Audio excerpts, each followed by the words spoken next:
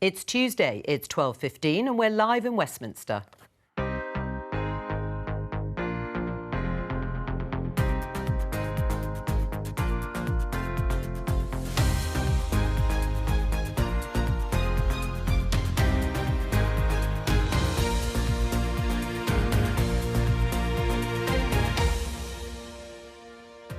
With me today, Conservative MP Mark Harper, Labour leader in the Lords Angela Smith, Gillian Tett of the Financial Times and former Conservative advisor Poppy Trowbridge. The government pushes back the date for lifting COVID restrictions to July the 19th. But will it definitely happen then? We can be confident that the increased level of vaccination that we will have by the 19th of July should allow us to further relax restrictions. But Labour says the delay is the government's fault. The Prime Minister's negligence, his incompetence, his refusal to take tough decisions have all left people facing weeks more of restrictions. Also today, our first post-Brexit trade deal is signed with Australia. There'll be free exchange of British rent-a-poms, and indeed Australian campaign managers will be able to come more easily to work in this country. The government promised to stop migrants making the dangerous boat journey across the Channel. So why are they still happening?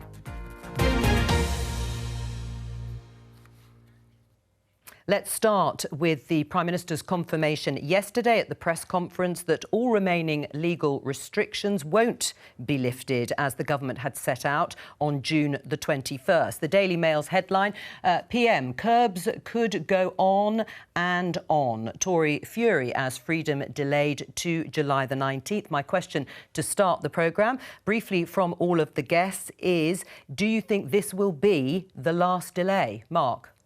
I very much hope so, but I fear not, because the Prime Minister's language he used yesterday is exactly the same as the language he used when he talked about the 21st of June. He said, based on the data he can see. I don't think there was a case for delay. I think the vaccination rollout's going extremely well. The only new piece of data we got yesterday was very positive, which is that the vaccines work as effectively to keep people out of hospital and prevent serious disease against the Delta variant as they do against the Alpha variant. That's fantastic news, and I think that made the case for proceeding on the 21st of June rather than delaying for a further month at a cost, huge cost, to those in our hospitality, particularly our hospitality businesses. Angela, do you think it'll really be the last delay? It's hard to tell, really. You have to look at the evidence. But I always thought it was a ridiculous concept to say we'll have Freedom Day. What most people want to say, as things changes, as the evidence presents itself, you can remove restrictions. Now, the way the Delta variant is increasing, and the government has to take responsibility for that, means that our hospitals are seeing more hospitalisations, infections are rising, and so you have to be cautious. So I think the sensible thing is not to have a Freedom Day where everything suddenly is magically lifted and we're back to square one, but as and when the evidence tells us, we start to lift restrictions and get back to a more normal way of living and working. Your view, Poppy? I said on this programme before, I agree with Angela. I think we have to push towards a normal way of working, but there are two data streams that the Prime Minister is testing, the variant data stream and the vaccine data stream.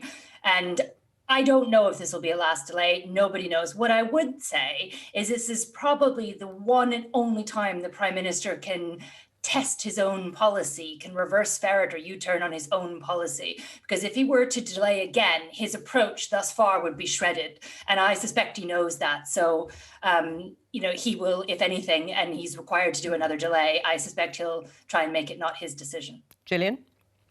Well, I'm talking from New York, but I have gone back to London in the last year, and the contrast is very striking because the good news is that New York is pretty much open because the vaccination rates are very high. Everybody I know over the age of 16 is double jabbed already. And so there's a certain level of freedom and relaxation around that. The bad news is that it's been very striking to watch the difference in approach between New York and the UK. And I'm not talking about the whole of America, because in New York, the messaging has been very consistent all the way through. They've under-promised but over-delivered. And what's really striking is that they've given individual people a lot of agency in terms of setting their own risk budget, how much they're willing to risk or not risk.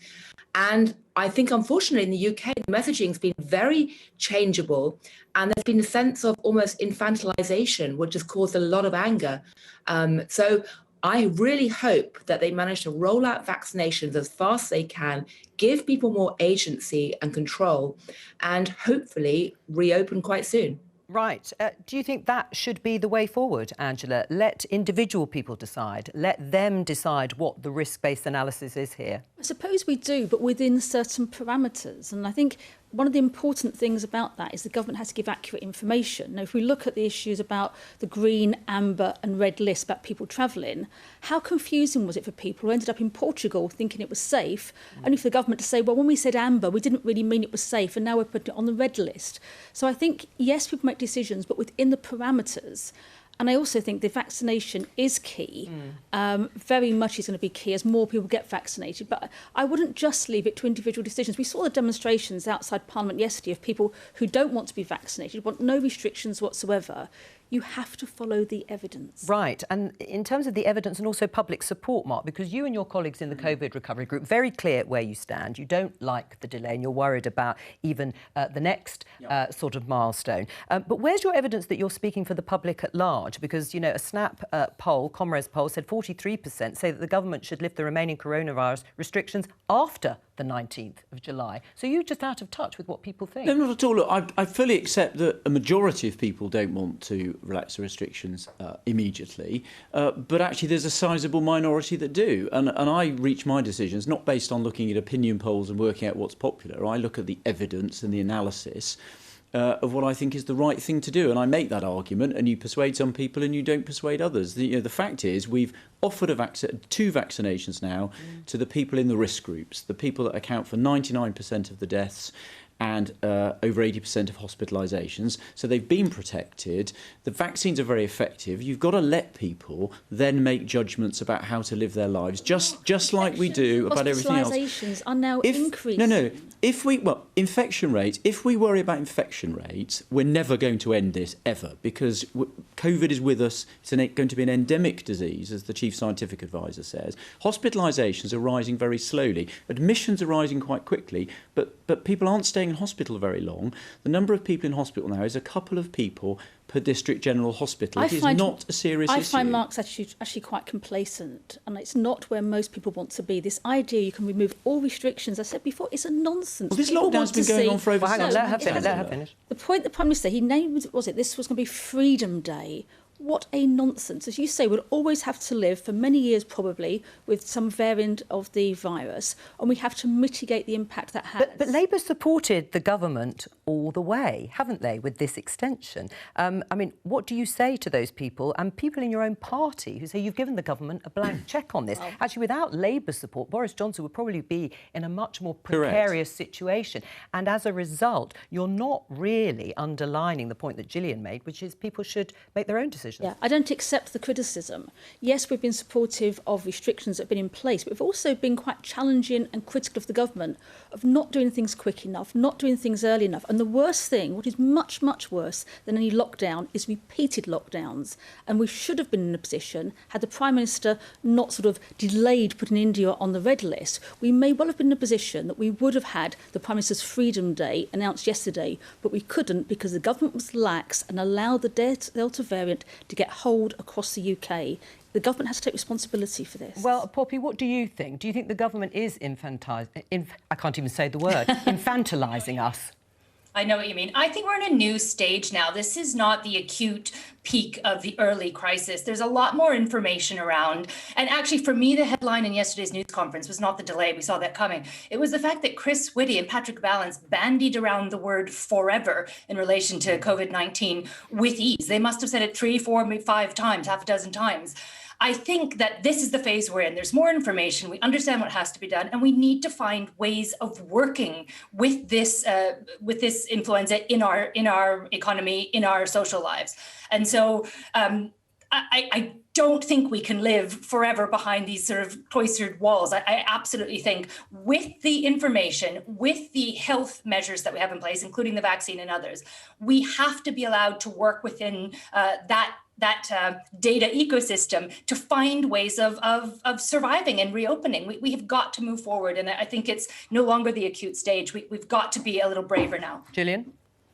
Can I just say that when I said that people are managing their risk budget, what I mean is they're managing their risk budget in both directions in New York, in that although there isn't a rule, let alone a fine, on people who don't wear masks on the New York streets. And technically, you don't need to anymore.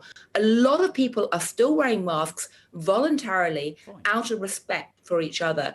And one of the most remarkable things about what's happened in New York, not the rest of the US, but in New York, is because the messaging has been totally simple, consistent, and has basically put a lot of responsibility onto the individual to protect others, people are voluntarily actually still social distancing and being quite cautious.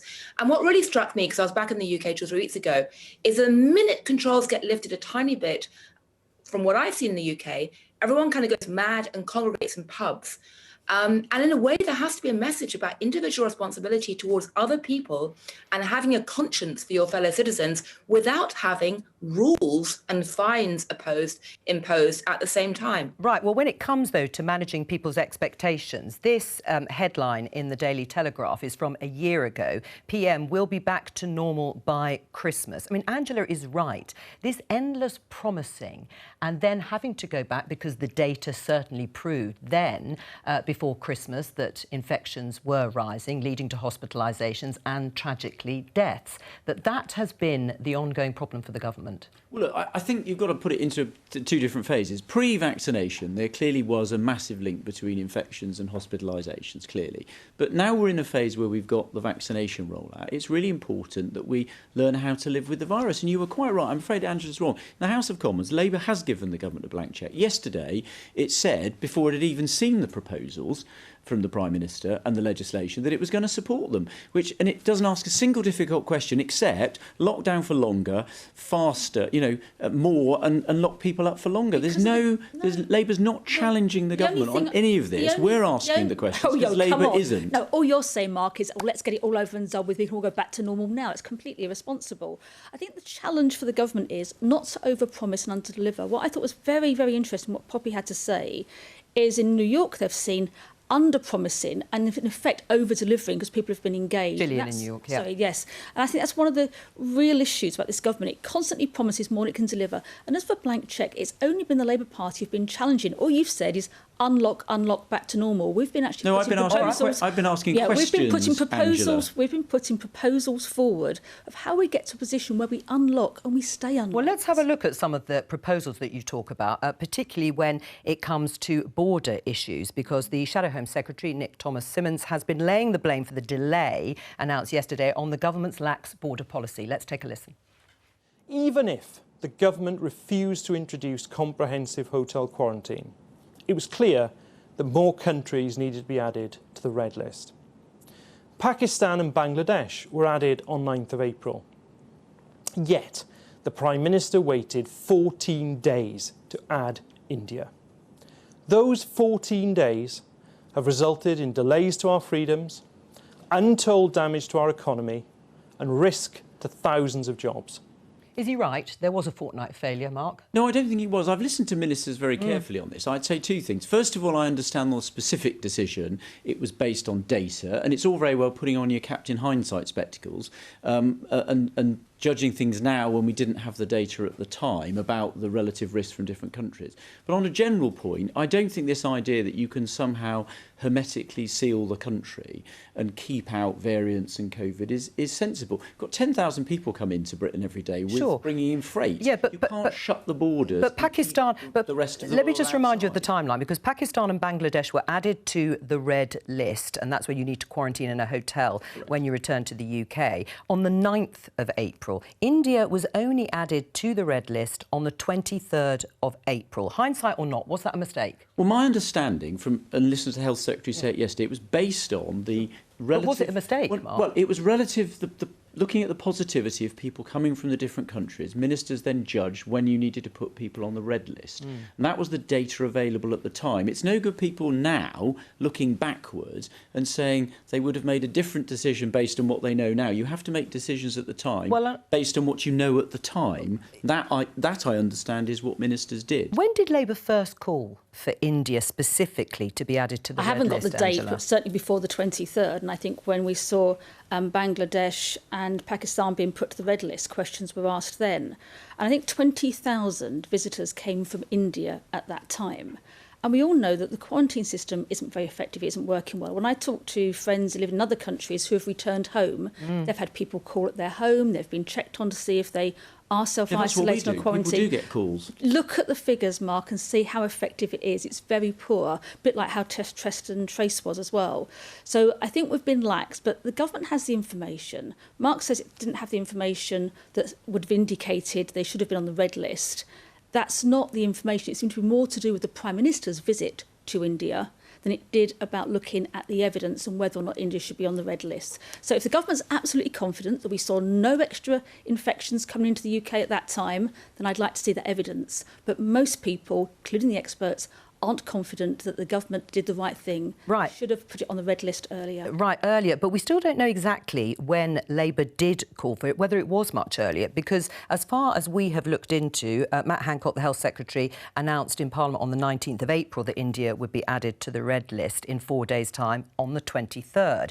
The Shadow Health Secretary, your colleague Jonathan Ashworth, welcomed the announcement and that he wanted to help and support for people in India wanting to return to the UK. He didn't say that India should have been added to the red list in early April, and he didn't then criticise the 4-day delay. The only concern he raised about India going on the red list was that people in India should be helped to come back to the UK. So do you think this is hindsight? I don't think it's just hindsight. Sounds No, like if you it, ask, isn't it? no, if you ask other questions that Jonathan was asking at the time, that others were asking at the time, of what Nick Thomas-Symonds was saying about the borders, what other colleagues were, the questions were being raised with the government. Often during this, we have been more supportive of the government publicly than we have privately, because what we have tried to do is give that message to the public that the government's failed on. But I think it's clearly, with all the information the government has, which we don't have all the same information, with all the information the government has, it's quite clear now they were the responsible party, they should have taken action. Gillian? I was going to say another thing, having gone through the amber list process between the UK and the US, one of the other things I find very baffling from an outside perspective is just how long it takes to get the results back from people being tested. Because, again, here in New York, it takes a few hours to get the results of a PCR test. When I came over a few weeks ago, I didn't get the results of my day 2 test until about day 6. It took so long to get back. Right, you can get results relatively quickly now from a PCR test. I can't remember exactly back in April. Well, the problem is that unless you can do it quickly, you should have you should mandate a turnaround of 24 hours. Because if someone is testing for COVID, you need to know that really fast. Poppy? I have some understanding for the hesitancy. We are a small island nation with an 80% services economy. This is the height of tourist season.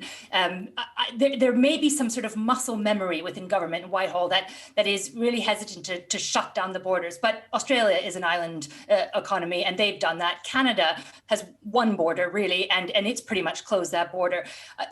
Whilst I have some sympathy for the difficulty of this situation, I do feel quite strongly this is the one policy area that the government really needs to improve, because this situation is not going away. It risks getting much worse later in the year when other countries...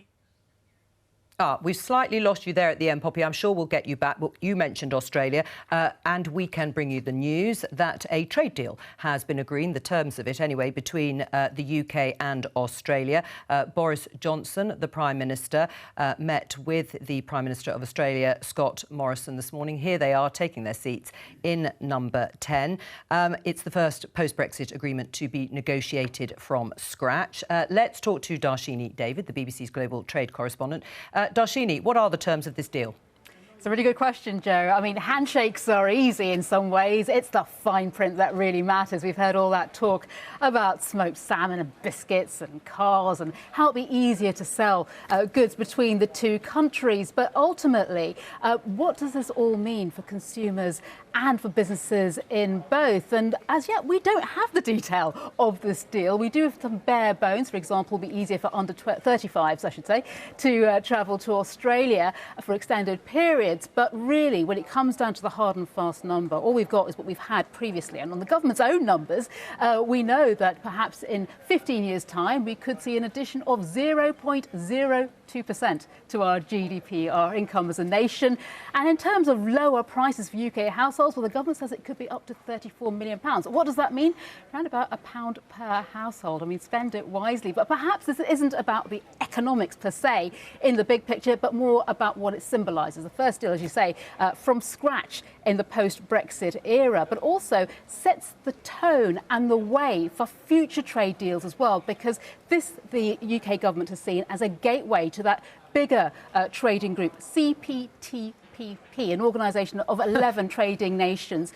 So perhaps we'll see that becoming easier as a result. And the great hope there is that other nations will join into that. But the big question is, what do you have to give away to get what you want? Because there's been plenty of compromise there. Not everyone's happy. OK, Darshini, David, thank you very much. What have we actually got out of this then, Mark? 0.02% in terms of increase to GDP over 15 years? Well, look, I think it's good news for both Britain and Australia. And in fact, it's very interesting. Australia is a very close ally of ours. You know, we share a head of state, very close allies on our security relationship through the Five Eyes partnership. So if you can't do a trade deal with Australia, you can't do one with anyone. So anyone who opposes this trade deal, I think, it's really getting a trade deal is one thing. But what anyone. does the UK get out of it? Well, I'm by having free trade and reducing tariffs and having better trade, you increase prosperity for both consumers and producers. You open up opportunities for British businesses and farmers to sell into Australia and vice versa. They've got high standards. We made clear commitments in our manifesto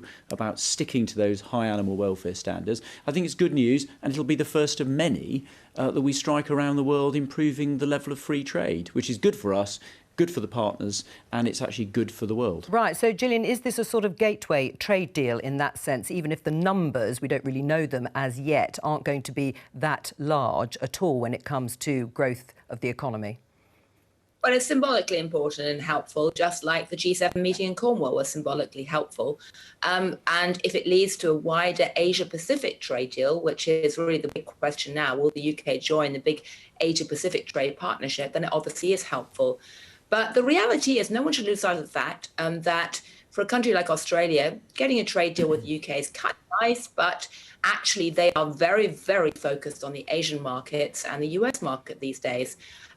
Same thing with the special relationship between the US and UK, unfortunately, that yes, it's nice for America to have good language with the UK, but it really is a bit of a sideshow.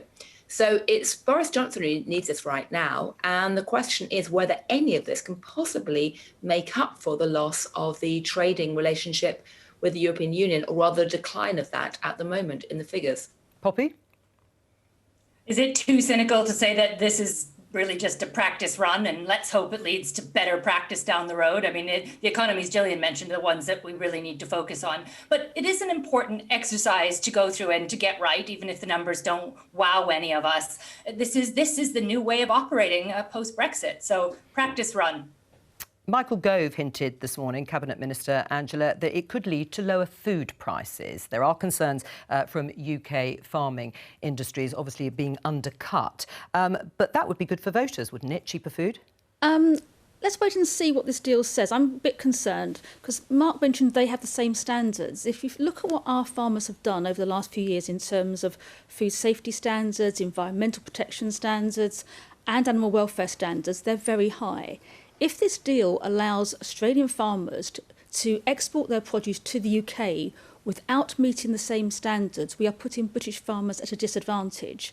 Now, that would be lower food prices for the consumer in the short term, But if British farming then has a real hit and farmers go out of business because of it, that won't be the longer term effect. So to talk about it could be cheap food in the short term, well, not very much by the figures you gave earlier, it could be damaging British farmers. So I'd like to see the details of this. There's also a climate change issue. If British farmers go out of business and we import more food from Australia into the UK, that's travelling thousands of miles for things we could be producing in the UK.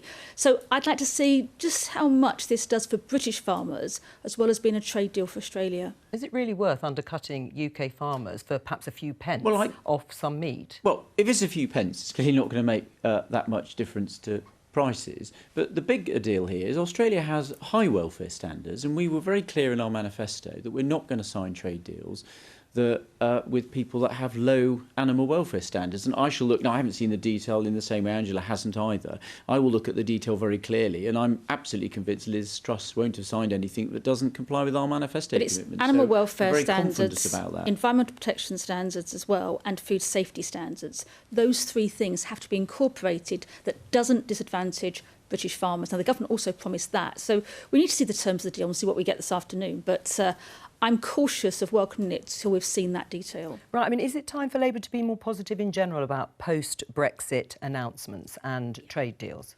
We want good deals. But we have to be. You can't have it on one hand say you must accept everything and then not be too critical. We have to see there's a good deal, and I think we need to look at the detail.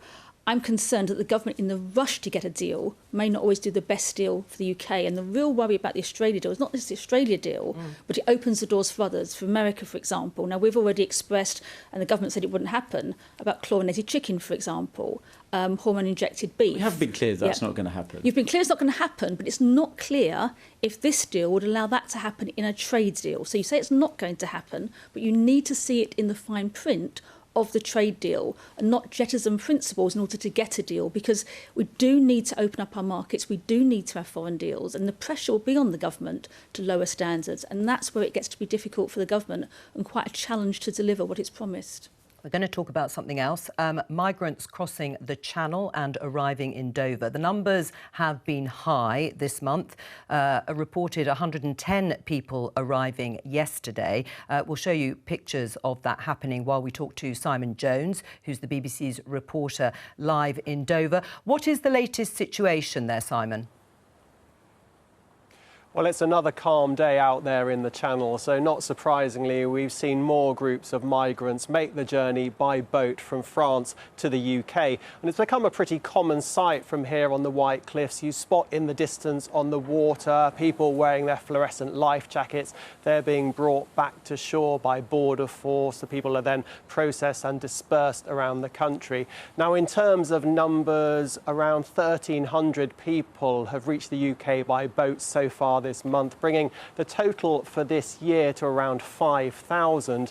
That's almost double the figure we saw for the similar period at the start of last year. It is, of course, a very visible way for people to cross the Channel. And, of course, just a little bit of context. Overall, last year, asylum claims in the UK actually fell by a quarter. More people making the journey by boat, but fewer arriving in the backs of lorries. I think there is some real pressure now on the Home Secretary on this issue. Recently in Parliament, there were a string of Conservative MPs who stood up and said that people are fed up and angry about what's happening here in Dover on pretty much a daily basis.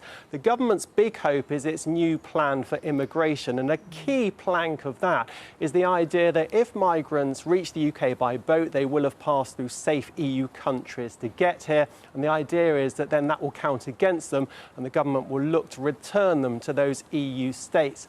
Now, some human rights lawyers have suggested this could be illegal, but a big problem is at the moment after Brexit there is no deal in place with any EU country to allow these returns. There used to be something called the Dublin regulation. That's no longer enforced. The government said it didn't really work anyway, but as far as we're aware, of the people who have arrived by boat so far this year, around 5,000 of them, not a single one has been returned to an EU nation under any new agreement. Simon, thank you very much. Well, listening to that, Mark, you're a former immigration minister. The new plan for immigration was unveiled by the government in March, including reducing the number of migrants crossing the Channel. Well, that clearly isn't happening. The numbers have been going up. What's gone wrong? Well, it's a couple of things. First of all, I think it's touched on there in the report by Simon. Part of the reason why people are crossing now by boat is because we've actually got some fantastically successful checks to prevent them crossing either on the Eurostar or in the backs of lorries. So actually you push the problem to somewhere else. The fact is this is a tough, difficult problem. It needs to be partly dealt with by legislation, which you've covered in the Home Secretary's plans there, but also hard work with breaking up organised criminal gangs. These people are trafficked by organised criminal gangs, and that work has to be done with our EU partners, but also further upstream with some of the source countries where these people are coming from. Many of them are not refugees. They're young men, often, in seek of a better life. They're economic migrants. They don't actually have a good a claim for asylum, and they shouldn't be coming here, and we need to tackle that upstream. But it's hard, difficult work. There's no point trying to pretend that... Well, it must be, because you were an immigration minister in 2012, 2014, and here we are still discussing it when the numbers are going up. Well, it's like when you deal with any organised criminal gangs, there's no magic bullet that solves the problem. You've got to do hard, difficult work, day after day, working with our partners to keep these things under control and deal with them. And I know the Home Secretary is very focused on it. And the idea that Labour would be tougher on this is for the birds. Right, well, you better answer that. I mean, what would you do in that sense?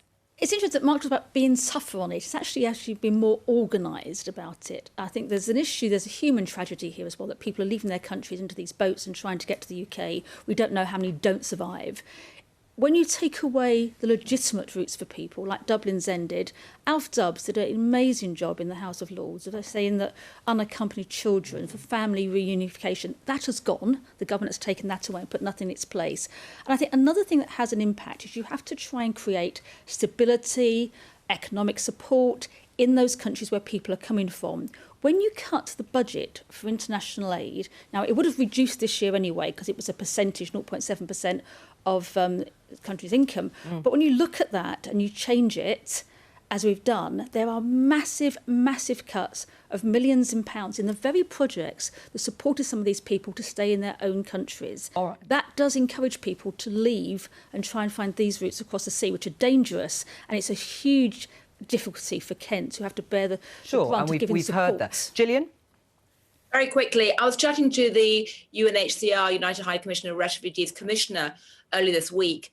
And in fact, they have their annual report coming out on Friday, which everyone should look at, because the numbers, and I won't reveal the numbers yet, that we'll be writing about it, are absolutely shocking in terms of the degree to which the refugee problem globally has exploded over the last year under COVID, in spite of the fact that many borders have been shut. It hasn't been front page news because there's been so much focus, understandably, on the pandemic. But the key point is this is part of a global problem that is almost certainly going to keep getting worse and worse. Poppy, there is a problem in what Gillian says then for the government promising to break the business model of the people traffickers, the people smugglers. I mean, is that really achievable? These gangs are advertising on TikTok and Telegram and on social media. And, you know, if we can target other criminals through those channels, we should be able to break. I do believe that breaking the business model should be an absolute priority focus. I also think underlying that, you need a very clear system about who is allowed to apply for asylum and what happens, and very clear guidance on what happens when you get here, whether you meet the criteria or don't. But once human beings reach our shore, they must be treated with the standards that we treat our own people living in this country. So that's very clear. But I do believe that the business model has grown and grown and grown and grown over the last, let's say, 4 years. This was a big issue in the year running up to the Brexit referendum, remember. I think we have the tools to tackle that now. I just think we've been a bit slow off the mark in pouring more resources into that and giving that a good go, because I don't think you can play ping pong with humans. I think you can break the people facilitating this transport. Right. Do you think the tools really are there? I mean, you know, there are reports of people selling tickets to the UK in Turkey.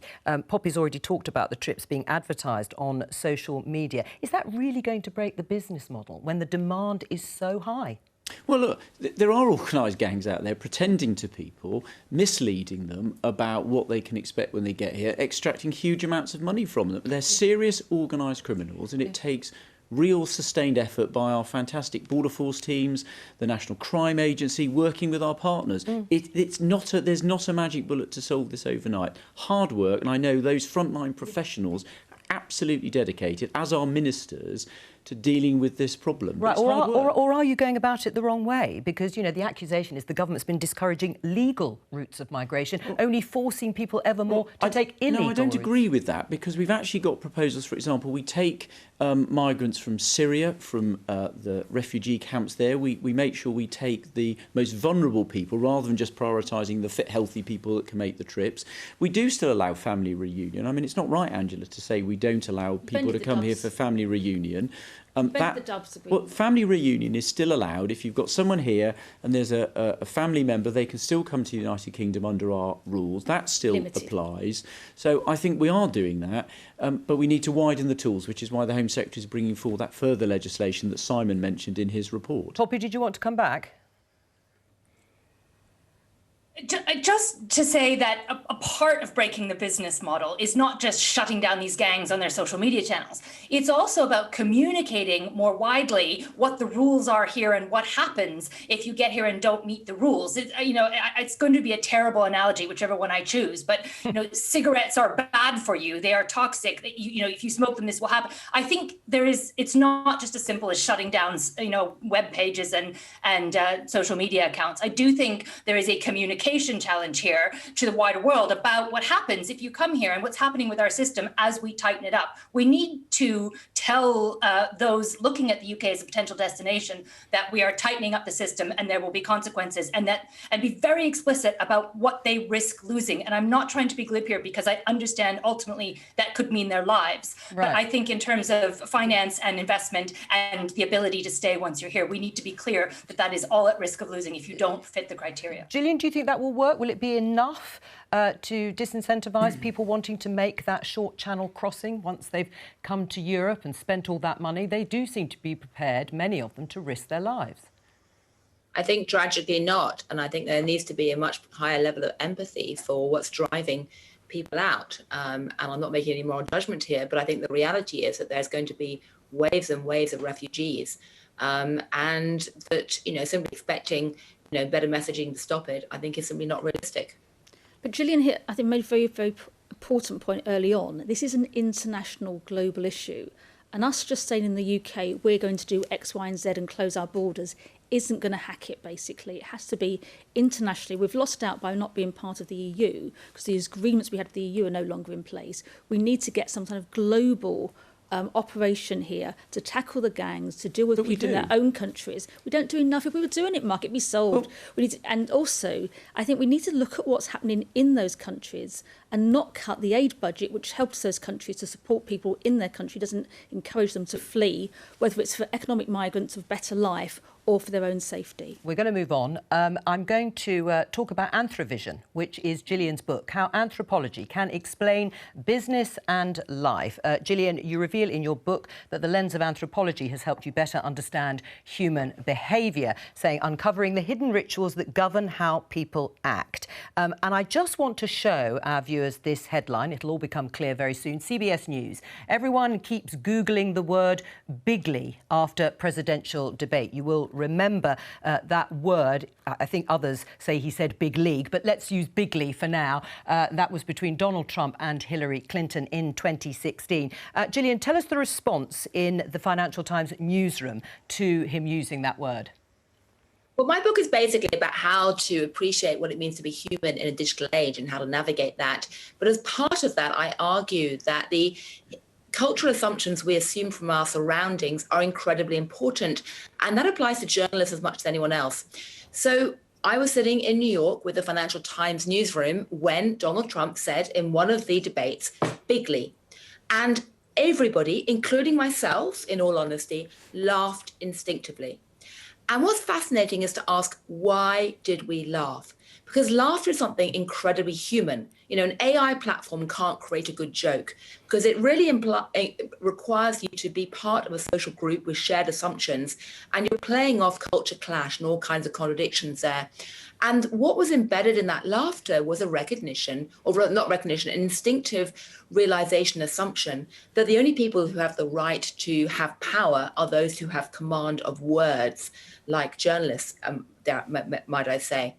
And the fact is that there was a tremendous resentment in America and in the UK towards, frankly, the elitism and arrogance of people who have command of language. So the fact that I laughed and others laughed both revealed our sort of group affiliation that we hadn't quite articulated, but it also pointed something else, which was that Donald Trump was tapping into resentments which many of the elites simply weren't even recognizing because of these cultural patterns that are absorbed.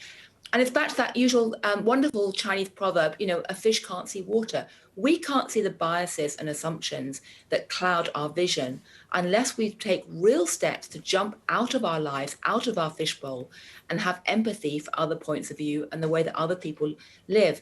And that's one thing that's desperately needed right now in America to heal American politics, but also the UK in the aftermath of Brexit. Right, well, it's interesting, isn't it, Poppy? I don't know how you reacted when you heard the word, but there was a debate about what he actually said. Do you think some journalists made an assumption because that's sort of what they wanted him to have said?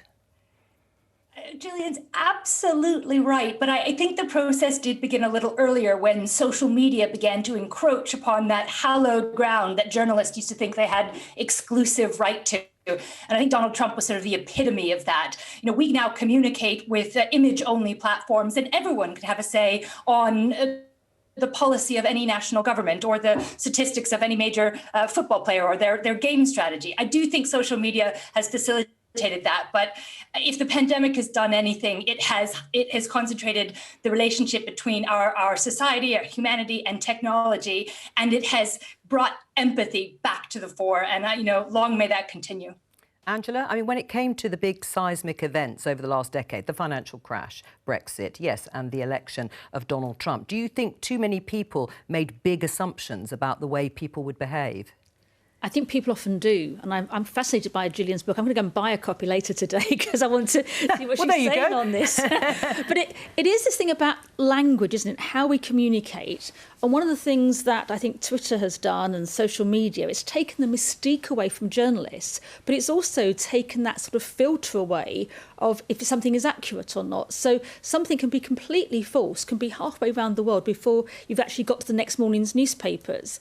So I think there's a challenge also for politicians. So Michael Gove was famously sort of very anti-expert opinion. And that's an issue for us as well, that we have to sort of listen to experts, but perhaps politicians and the public need to translate that in a way that it doesn't sound elitist, it doesn't sound patronising, and it's something we're doing with people rather than to people. So it's quite a complex issue, but I find the whole thing fascinating about language and how we communicate. And do you think politicians have made too many cultural assumptions in the past? Well, I think it's interesting. It's one of the things I hope that politicians like myself who represent seats in Parliament, and Angela obviously doesn't now but used to, one of the things we do, I mean, I live in my constituency, I come to London several days a week because that's where Parliament is, but actually what you want to do, and that's what's been bad over the last year, we haven't been able to do as much of it, is the more you go out and about, you talk to people, more importantly you listen to them, it really does keep your feet on the ground and actually stops you turning into one of those elites that Gillian mentions in her fantastic book. Gillian, you want to respond? I want to say one thing, which I think you make such an important point. Lockdown has not just caused us to be physically trapped in a small space. It's caused us to be socially trapped with our pod, our group. And I think it's also created a danger that we end up mentally trapped because basically we get subject to myopia, the walls close in.